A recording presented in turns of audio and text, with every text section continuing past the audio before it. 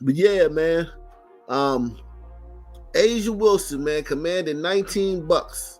Caitlin Clark doesn't just move the needle, she is the needle. And if you need any more proof of that, the Indiana Fever exhibition game sold out in just about 30 minutes. Asia Wilson and the Las Vegas Aces just got hit with a brutal wake-up call. And let's just say, it's not pretty. While the Indiana Fever's preseason game sold out in under an hour, Asia and her squad are practically giving away tickets like they're handing out free drink vouchers. Caitlin Clark isn't just outdrawing the so-called best player in the WNBA. She's making the reigning MVP look irrelevant. Did Wilson forget to send out a group text reminding people she exists? Did the Aces marketing team get too distracted by a free buffet? Whatever the excuse, somebody better call Vegas's front office because they might need Clark just to fill the arena. And this is making Asia Wilson furious. This, by the way, is driving Asia Wilson fans nuts. They're furious that this is happening on the same day.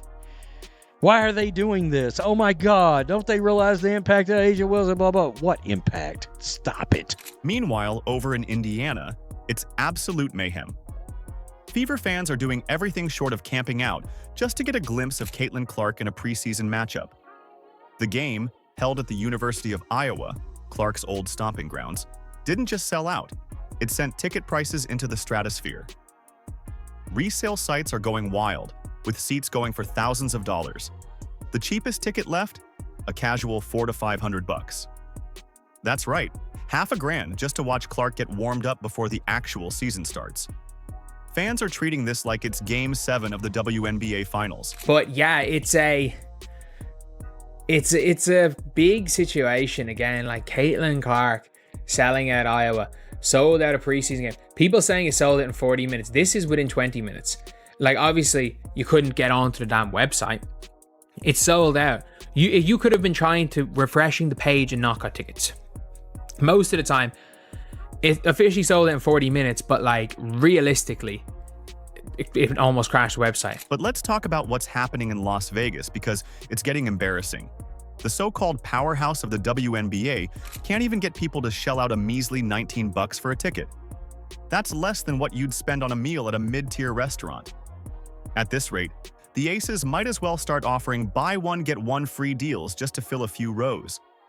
You'd think a team stacked with MVPs, All-Stars, and Olympians wouldn't have to beg people to show up, but here we are. The Las Vegas Aces. So, let me see how much it's going to bust my pockets to go see the Aces in their first preseason game, man. $19. Jeez Christ. Jesus, please, man. The contrast is staggering.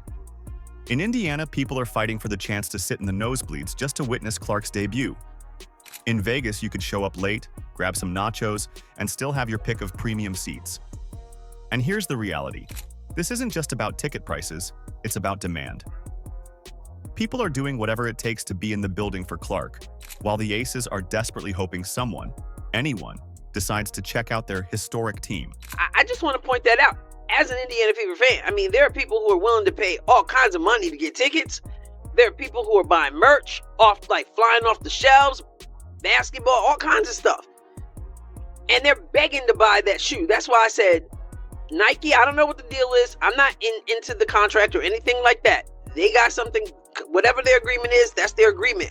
I'm saying, though, when that shoe shows up, they better prepare and be ready. Let's put this into perspective. The resale price of 2 courtside Fever tickets for a preseason game could easily cover a round-trip flight to Vegas, a fancy hotel stay, and an expensive steak dinner, with enough left over to buy Aces tickets and still have cash in your pocket. That's how ridiculous this gap is. Indiana Fever fans aren't just excited, they're part of a movement. Meanwhile, the Aces, they're over here struggling to give away seats like it's a charity event. Remember, fans are for real Indiana Fever fans, and they buy tickets. They sell out arenas, home and away. They buy merch. Caitlin Clark didn't just enter the WNBA, she completely flipped the league's hierarchy. The Fever, a team that was practically invisible for years, is now the hottest show in basketball. And the Aces? Well, they just got a painful reminder that banners don't always sell tickets. Clark is the future, and Vegas better hope they don't get left behind. They're sold out, so I really don't know what they're gonna do about this. I guess it's just kind of like one of those missed opportunities, and you know, a lot of people are saying they need to move this to a stadium because there's no doubt in Iowa, if you move this to a stadium, it would be sold out. A'ja Wilson and the Las Vegas Aces can try all the damage control they want, but the numbers don't lie. There's just no hype. Some will say it's a market issue, claiming Vegas has too many entertainment options. But let's be real.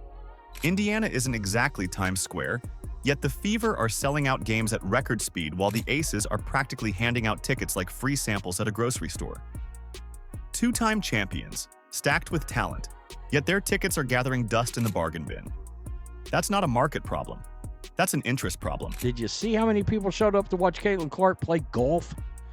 With actual attention, economics at play, Caitlin's participation in any league has an existential bearing. Nobody outside of A'ja herself cares about whether A'ja shows up. A'ja Wilson, the so-called face of the league, can't even get enough fans in the stands to break even on a standard dinner bill.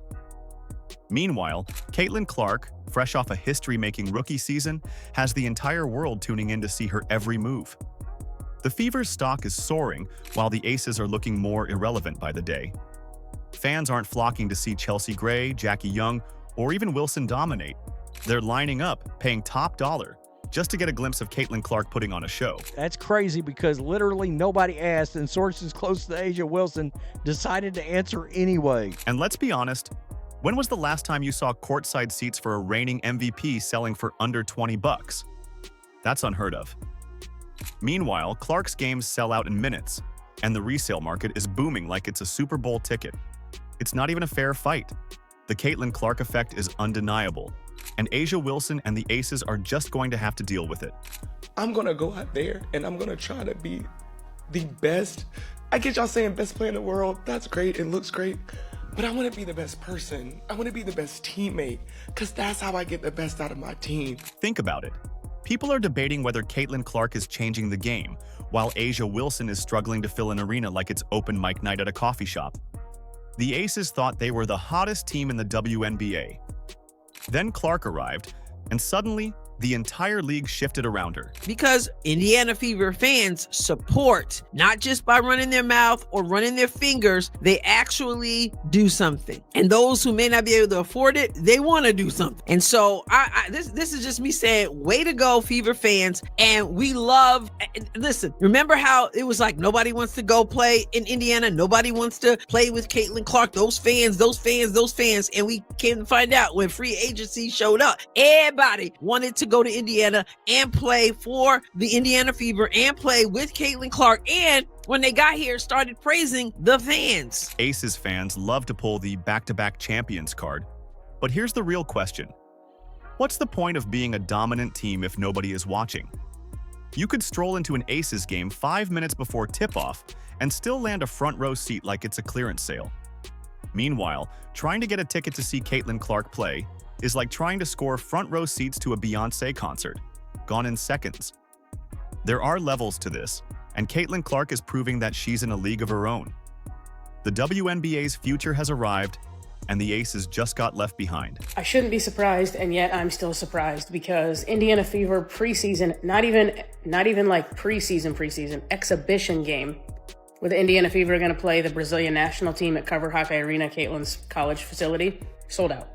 They went on sale this morning at 9 a.m. for Fever season ticket holders, Iowa donors, and Iowa season ticket holders for women's basketball. And then general admission was supposed to go on sale tomorrow at 9 a.m. I'm hearing rumblings of like maybe scalpers got in, like the secondary market is already crazy, but it was sold out and a bunch of season ticket holders couldn't even get their tickets. Iowa women's basketball posted this on their Instagram and on their Facebook just a few minutes ago that, hey, it's already sold out. No point in trying to get tickets tomorrow for the general public because you can't. Clark isn't just playing basketball, she's changing the entire sports landscape. She's got people who never watched a WNBA game before suddenly buying jerseys, lining up for tickets and filling arenas they didn't even know existed. Meanwhile, A'ja Wilson's games have the energy of a midweek high school scrimmage, half-empty seats and concession stands offering 2-for-1 popcorn deals. Aces fans can scream about disrespect all they want, but if the demand was actually there, the ticket sales would show it. Another thing that we've seen jump so much this season in the WNBA is merch sales. There was a report that came out from the boardroom saying that since the start of the regular season, sales of WNBA merchandise are up over 500% versus the same period last year, with fan gear sales over the first half of the season at the highest in league history. Player-specific merchandise, including jerseys and t-shirts, have seen a staggering 1,000% increase in sales. Additionally, sales of league-specific merchandise like the popular orange WNBA hoodie are also up 200%. Let's put it this way. Caitlin Clark could announce a random pickup game at a rec center, and fans would be camped outside like it's Black Friday. Meanwhile, the two-time defending champions can't even give away tickets fast enough. It's comical that people still try to downplay Clark's impact when the proof keeps piling up. Ticket sales? Through the roof? TV ratings? Breaking records? Hype? Unmatched. Meanwhile, the biggest headlines out of Vegas aren't about their on-court dominance, but the latest drama from the locker room. Priorities, right? The top-selling WNBA player merch, Caitlin Clark, number 1 in jersey sales, Angel Reese 2, Sabrina 3, Kate Martin 4. We talked about this earlier in the season. I feel sad that Kate Martin also hasn't gotten as much playing time the second half of the season. I feel like she deserves more. And then number 5 on the list is A'ja Wilson. And let's not even start on jersey sales. Clark's jersey was the best seller last season, not just in the WNBA, but outselling some NBA stars too. A'ja Wilson? Sitting at 5th place, probably hoping someone picks hers up with a Happy Meal combo. The truth is simple. Clark is the main event and the Aces, they're just the undercard fight. They might get some applause, but everyone came to see the real star. The numbers don't lie. The fans don't lie. The impact is undeniable. Caitlin Clark has taken over and some people just need to accept it.